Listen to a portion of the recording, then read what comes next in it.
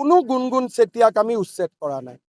এইটো একেবাৰে অসত্য কথা। আৰু ৩৫০ বাংলাদেশী খেদিবলৈ যাওঁতে আমাৰ কোনোবা মানুহৰ ঘৰত যদি অলপ খুন্দা এটা লাগিলে আমি কি সহ্য নকৰিম নেকি? যদি আমাৰ কাৰো গাতে অসম আন্দোলনত বিদেশী খেদিবৰ কাৰণে ৮৫৫ জন শ্বহীদ হৈছিল, এতিয়া যদি অসমীয়াই ভাবে যে ৫০০ বাংলাদেশীক উৎখাত কৰক, কাষত মোৰ ঘৰটো আছে, সামান্য খুন্দা এটাও নালাগিব, তেনেকে জাতিটো বাচিব নেকি?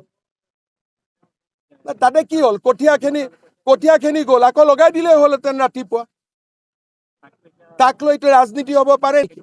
নাই, ৰাজনীতি কোনে কৰিছে? যোনে এই মহিলাগৰাকীৰ নামত বাংলাদেশীখিনিক সংৰক্ষণ দিব খোজে। উদ্দেশ্য মহিলাগৰাকী নহয়, উদ্দেশ্য হ'ল যাতে বিজেপিয়ে উচ্ছেদ বন্ধ কৰে। কিন্তু বিজেপিয়ে কালিও চাপৰত কৰিব, পৰহিও গোৱালপাৰাত কৰিব। কোনেও বিজেপিক ৰাখিব নোৱাৰে। বাংলাদেশী উচ্ছেদ হ'বই। তেওঁৰ ভূমি লোৱাই নাই আমি। তেওঁৰ যিকেইগৰাকীৰ ভূমি আমি উচ্ছেদ কৰিছিলোঁ, সকলোৱে আজিত সোমাই গ'ল। এটা ৰীল বনালে হৈ যাব নেকি চব কথা? মোৰ লগত বলক একেলগে কাৰ আমি ঘৰ ভাঙিছো চাওঁ।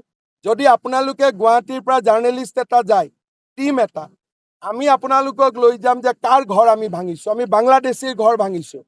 যিকেইগৰাকী খিলঞ্জীয়া মানুহৰ ঘৰ আমি উচ্ছেদ কৰিছিলোঁ, PGRত আছিলে, কেতিয়াবা উচ্ছেদ হ'লহেঁতেন, আমি ম্যাদী পট্টা দি দিলোঁ। এইবিলাক কথা ৰাজনীতি কৰি লাভ নাই। আৰু অসমীয়া মানুহে সহ্য কৰিব শিকিব লাগিব।